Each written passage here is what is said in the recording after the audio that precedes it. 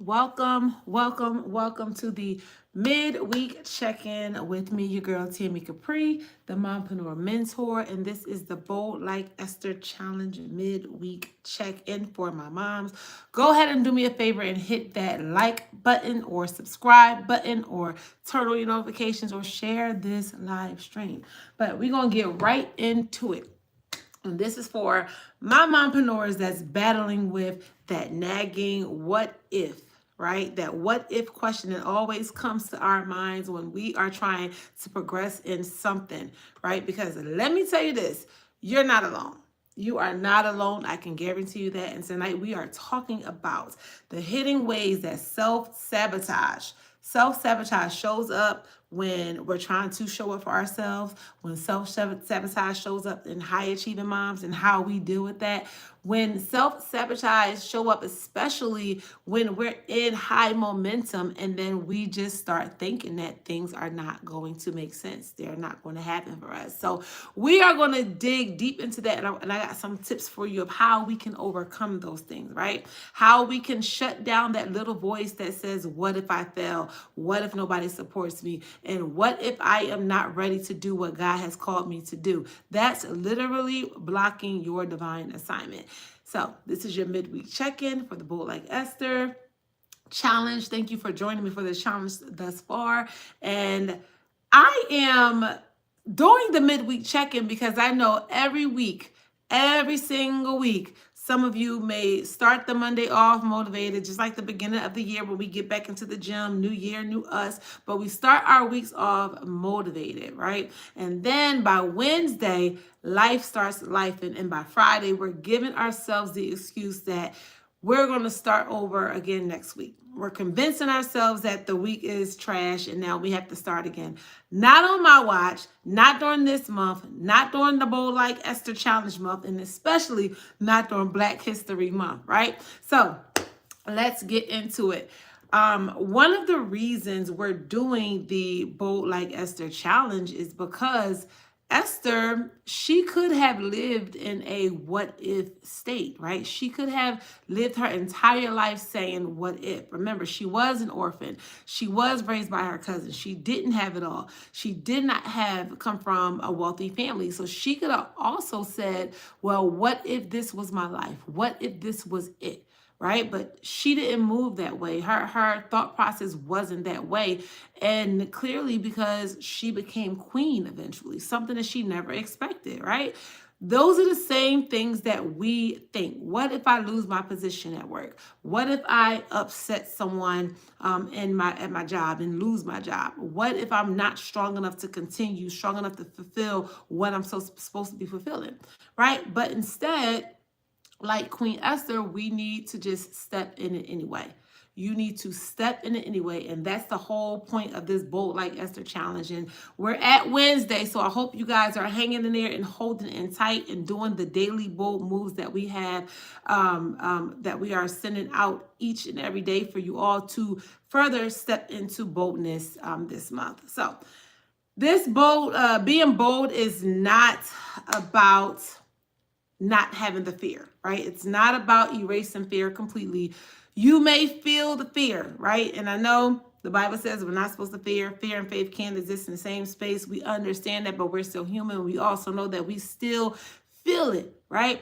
And it doesn't mean that fear won't be absent, but being bold means having the obedience in spite of fear being there.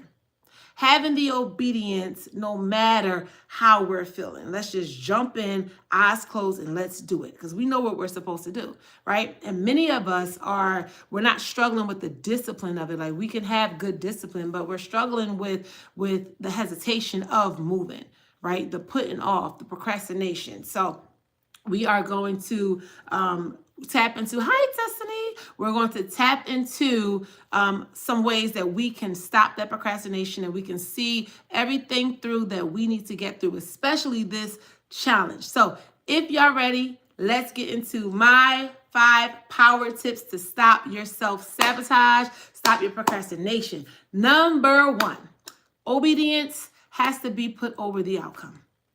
Obedience has to be put over the outcome. We cannot worry about what the outcome is. We cannot worry about what we're achieving in that moment when we're trying to do the baby step. Because if we start to think of what the outcome is, it can feel so much bigger than what we're supposed to be doing, right? And that can scare us, right? You'll sabotage yourself when you try to control the results that God never told you to control in the first place. He just told you to move. He never told you to worry about the result. He said that he will provide the overflow. You just have to move. So don't think about the outcome. Have obedience more than worrying about the outcome. That has helped me tremendously. And you can start applying that today. You can start asking yourself, like, what is one thing that God already told me to do that I keep delaying? What has he already showed me that I should be doing? Or what signs have I had? What have I prayed about and got the answers to and I still have not done it because I'm scared that it might not work? Whether it works according to you or not, it does not matter because it's working according to his will.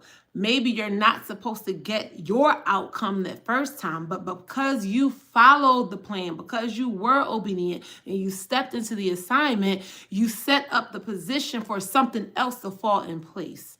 Does that make sense? You got into position for something else to fall into place, whether it's to increase the knowledge that you have around this area, the situation, the industry, the business, whatever it is, right? You set yourself up for that. But had you not stepped into it because you're worried about the outcome, then you would have never learned what you learned from that. You would have never learned what you learned from that. So that's number one. Do not focus on the outcome. Not yet. There's stages and there's levels to this, boo. There's levels to this. Number two, I want you to replace the what if, that nagging what if question. Place what if with something positive, right? So instead of saying, what if I fail, right? Say, what if I make it? What if I succeed according to my will, right? Even though it's not for our will, but in a moment, let's turn the negative into the positive because you're leading with the negative according to your will. So turn it into the positive according to your will, right? Train your brain to flip it. Your brain will naturally project from the risk that the risk that you have to take is going to start assuming the worst case scenario. It's going to start creating all of these fake outcomes, these fake things that never even happen. Well, what if I call the pizza store to order the pizza and then my card get rejected because I think I'm about to overdraft? Like, you don't know that, girl. Go charge that card. Just go charge it. It may go through. It may say approved. You know what I mean? Like, we create these scenarios. What if I build the business and nobody buy it? Somebody gonna buy something, but I know they can't buy it if you don't build it. They can't come if you don't try, right? So start changing the what if. An example, what if nobody buys? Let's change that to, what if doors actually open for me? Doors I never even imagined. Doors that I would have never guessed. Opportunities, people that I met that can help. What if, right? Let's change what if I'm not ready to, what if growth is waiting on my yes? What if obedience, what if God, what if all of that was waiting on my yes? And that yes led to what? Train your mind. You're in control of your mind, your body, how you think, everything that's input into us, everything. You're in control of all of that. Ain't nothing but a simple twist of how you think. And guess what? Whether the outcome is to your liking or not, guess what? Nothing changed. Nothing changed except you tried. You cannot get lower than where you are now. And I guarantee you, most people are at their lowest points.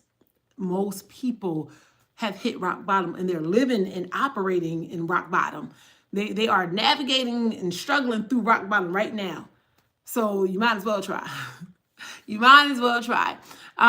Number 3, move your feet before you're ready. And this is a big one. And I know a lot of people, and no knock to anyone. I respect everybody's journey. I respect everybody's point of view in their teaching because I believe we're all teachers in our own right. But I do hear a lot of people say, Plan before you move. Then I hear people say move before you plan. I'm on the side of move your feet before you're ready. I'm very much on that side because the best lessons, the more I learned came from me failing. It came from me hands-on failing. I get into moments where I want to binge learn and watch podcasts and listen to my mentors and my coaches and just dive into everything, right? But I learn more when I actually put forth the work, when I actually do the work and I'm hands on, right? Just like on the job training. Move before you feel like you're ready because the moves that you make is going to get you ready. And as you learn, you're going to start to move because you're learning while you're getting ready, if that makes sense, right? Your confidence is going to require you to show up when you ain't even got it all. When you don't have it all. You know how many times I had to get in front of a crowd and wing it? Did not have any speaker notes, did not have it, but I went off of what I know and I just had to flow in conversation. A lot of the times I prepare for a speaking engagement or when I'm on a panel, I prepare for it and then we end up talking about everything else under the sun anyway. Because why? I let my heart lead. I let God lead to wherever the conversation goes sometimes, right? And this is why I don't prepare scripts for the podcast because I move my feet even if I'm ready or not. Even if I'm ready or not, right? So what you can do with that, how you can apply that, right? You can set a timer for 20 minutes a day, a week, however you want to make it, but set a timer where you will have zero distractions. No distractions from the kids, no distractions from your job, no distractions from anywhere, cell phone, social media, or whatever. And then pick one task on your to-do list, something you have not started yet, and go hard for full force, 20 minutes. That's it. Whether you finish it or not in that 20 minutes, go full force in that 20 minutes. Go full force, no distractions. Somebody call you, ignore them. Somebody knock on the door, unless the house burning down. I don't want you to ignore nobody if the house burning down now, but go hard on that one thing that you've been procrastinating for 20 minutes. I guarantee you at the end of that 20 minutes, you are going to be so motivated to finish. You're going to be so motivated to finish. Like, don't think about the outcome, just do it, right? Make sense? If it makes sense, let me know in the chat. Give me some thumbs up and share this. Make sure you subscribe and make sure you hit the notification so that way the videos is coming up. Boom, boom, they'll drop. What number are we on? Four. Number 4, stop negotiating with your calling. Stop negotiating with your calling. There is a difference in things that we like to do and things that we're called to do. Can I say that again? There is a huge difference, a big difference in things that we like to do versus the things that we're called to do. Can they coexist? Of course. Yes, they can. We can create this beautiful world where we can align them, understanding how we connect them through our experiences, right? But understanding what God is truly calling you to do. What is the gift? What is the gift? What is the assignment, right? Not your talent, not what you enjoy doing, but what has created the most impact for you, right? Understanding what that is and stop negotiating with it. I promise you, it's not going anywhere. It is not going anywhere. We self-sabotage. Look, I'm self-sabotaging right now. But we self-sabotage the spiritual part of it, right? We self-sabotage that by doing what we want to do and not what our natural makeup is, right? I am naturally good at bringing people together, getting people and being social. Like, I'm naturally good at that, right? I already knew that something that I was going to do was going to have something to do with some type of community or events or, you know what I mean? Like, I didn't know what, but I know I like to write books. I knew I liked fashion. I knew I liked to be with my kid. I knew I liked to have fun, but I'm not going to get away from being on stage. I'm not going to get away from building community and bringing people together, right? Sometimes I don't feel like showing up in that capacity. It's a lot of work. It is a lot of work on someone physically and mentally. But guess what? I'm not negotiating with that because I know that's the way Tammy is supposed to reach the people she's supposed to help. So I got to do it. Does it mean stop writing books? No, incorporate it. Does it mean stop being with your kids? No, incorporate them. Does it mean put down things you absolutely love to do? No, it means tie it in and incorporate it. We can do it. We can do it, but we have to stop negotiating with what our calling is. And our calling is different from the vehicle. Your calling could be speaking. Your calling could be singing. Your calling could be writing. Your calling could be, I don't know, traveling the world, saving babies, whatever it is. But don't negotiate with that, right? Write down the things that you keep pushing off. Write down every single thing that you keep pushing off, but that keeps circling back. It keeps coming back to you, right? Take heed to that. Take heed to that. Write them down, then schedule it into your calendar this week. We're starting this week. We're not procrastinating to next week, not when we're ready, but write it down. And one thing, start scheduling it in. If you know you're supposed to be working on that book, if you know you're a writer, start scheduling it. Scheduling it in your schedule. Put it in your schedule now. We're going to start this week. Give it, move, do it. Give to it, move, do it. Okay? If I'm making sense, drop it down. I got one more tip that helps me. I'm going to share with you. If I'm making sense, tell me I'm making sense. If I'm not, tell me, hey, go back to whatever number. But number 5 is remember who you are attached to. Fear grows when you think everything depends on you. Can I say that again? Fear grows when you think everything depends on you. Okay? Even if I have to take it back to the book of Esther, like she didn't walk into that party of King Ahasuerus alone, right? She walked in with her cousin, for one. Her cousin brought her there, but she walked in covered in purpose. Who was she attached to? Who was she attached to? Who positioned her to rule over the people after Queen Vashti? Who do you belong to, girl? What is the song? I can't remember what song, but I love the line. She was like, you got my blood in you. It's a Beyonce song. You got my blood in you. Like, your bloodline means something. Whose child are you? Not just your spiritual father, but who you come from. Who do you come from? What does that lineage look like? Right? Sometimes you can find the strength in that. Like I know that I have strong women in different ways in my life, and I pull from that all the time. I pull from that because I'm like, hey, I'm going to be the one to take it a step further, right? My mom was strong because she was in the army. And like, yo, if my mama can do all of this, boom. She beat a drug addiction. You know how strong you got to beat a drug addiction? You know what I mean? My grandmother raised 5 kids on her own. Her husband left her. Do you know how strong you got to be in that time? And she was cleaning houses with 5 kids. Like, we got strong women in our lives. We were not built to just fold, but our minds will trick us into that. Self-sabotage is real. You get halfway through the week and say, yo, I'm not going to finish and be consistent. No, yes, you are. You are. You're going to be consistent. You're going to show up every single day for yourself. That's what this challenge is about. You're not building a business by yourself. You're not building the empire by yourself, right? You're not. You're not. You got him and you got the people that surround you. Pull from that. Pull from that. Steward the assignment. You have to steward the assignment correctly because we don't want to fumble. And in order for us not to fumble, we're going to keep showing up in the rooms and the spaces that we need to. And if you showed up here for this midweek check-in, it tells me you're ready. It tells me you're ready. Type I'm ready in the chat because it tells me you are ready. Y'all, I love this challenge, and we're only on day 4, and I hope you're tapping in with us on Instagram.